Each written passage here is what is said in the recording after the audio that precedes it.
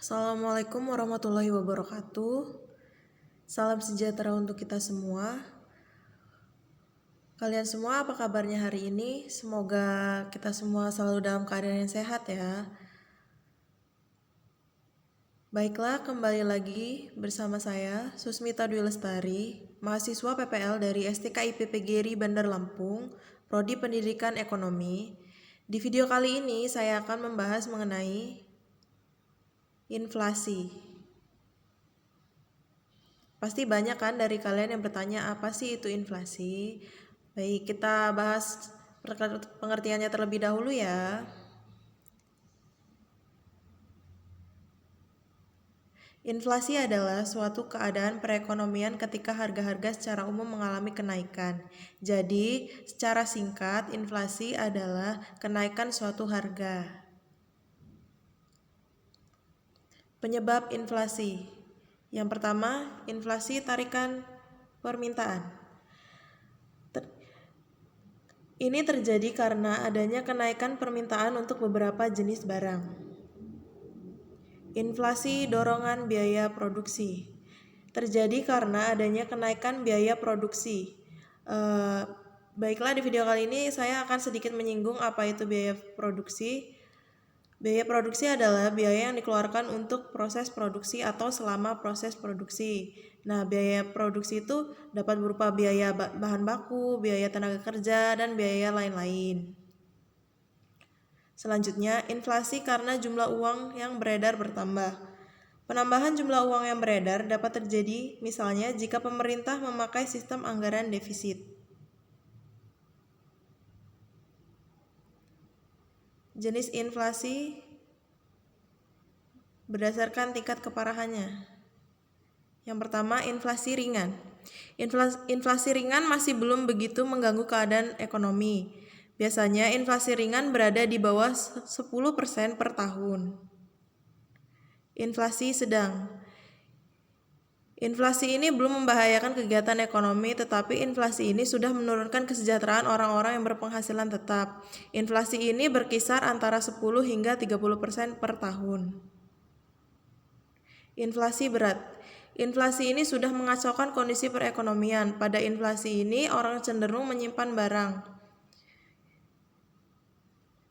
Inflasi ini berkisar antara 30% hingga 100% per tahun.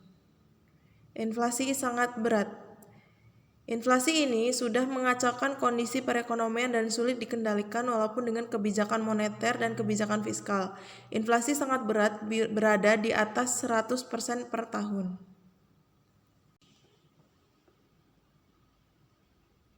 Selanjutnya yaitu jenis inflasi berdasarkan sumbernya. Yang pertama, inflasi yang bersumber dari luar negeri. Inflasi ini dapat terjadi karena ada kenaikan harga dari luar negeri. Yang kedua, inflasi yang bersumber dari dalam negeri. Inflasi ini dapat terjadi karena pencetakan uang baru oleh pemerintah atau penerapan anggaran defisit.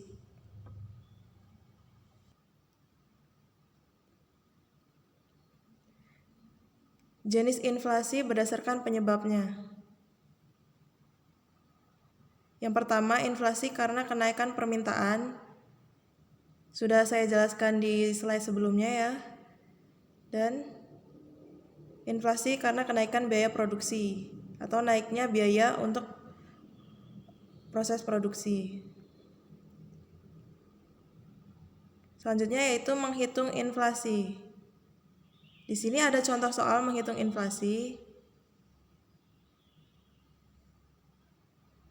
Nah, cara menghitungnya itu dengan menggunakan indeks harga agregat tidak tetap ya. Yang sebelumnya sudah saya sampaikan di video sebelumnya. Jika kalian lupa atau belum melihat materinya, mohon dilihat dulu di video sebelumnya ya. Baik, di sini ada jenis alat tulis harga tahun dasar 2019 dan harga tahun tertentu atau tahun 2020. Di sini ada buku tulis tahun dasarnya 30.000, tahun tertentunya 35.000, pena tinta Harga tahun 2019-nya 20.000, harga tahun 2020-nya 25.000 buku gambar. Harganya tahun 2019 15.000, tahun 2020 harganya menjadi 20.000. Sampul buku plastik harga tahun 2019-nya 35.000 dan harga tahun 2020-nya 45.000. Lalu pensil Faber-Castell harga tahun dasarnya 20.000 dan tahun 2020-nya 35.000 ya. Jadi di sini kita jumlahkan terlebih dahulu dari harga tahun dasar dan harga tahun tertentunya. Cara menjumlahkannya itu gampang sekali, yaitu dengan ditambahkan saja dari harga-harga tahun dasarnya ya. Misalkan nih harga tahun 2019 kita jumlahkan saja dari atas ke bawah. 30.000 ditambah 20.000 ditambah 15.000 ditambah 35.000 ditambah 20.000. Hasilnya yaitu 120.000. Selanjutnya untuk menghitung jumlah harga tahun tertentu atau harga tahun 2020-nya itu sama saja, dijumlahkan saja dari atas ke bawah ya, yaitu dengan cara 35.000 ditambah 25.000 ditambah 20.000 ditambah 45.000 dan ditambah 35.000. Jumlahnya 160.000. Nah, jika sudah, kita hitung indeks harga atau inflasinya ya, yaitu harga tahun tertentu dibagi tahun dasar dikali 100%. Jadi di sini kita 160.000 dibagi 120.000 dikali 100%, yaitu sebesar 1,33%. Jadi seperti itu ya cara menghitungnya.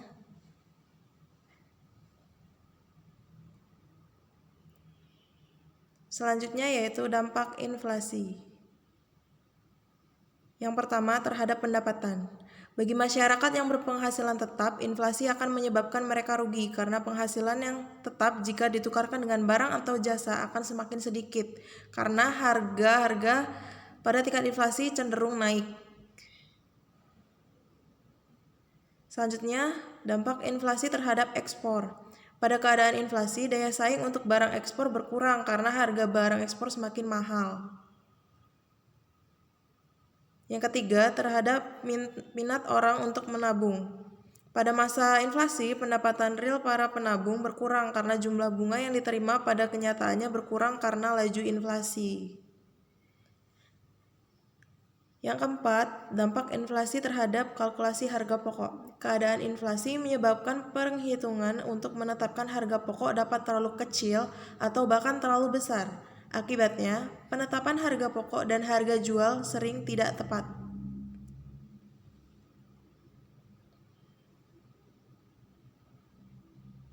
Selanjutnya yaitu cara mengendalikan inflasi. Yang pertama, dengan kebijakan moneter. Beberapa kebijakan moneter untuk mengendalikan laju inflasi yaitu yang pertama, kebijakan penetapan persediaan kas. Yang kedua, kebijakan diskonto.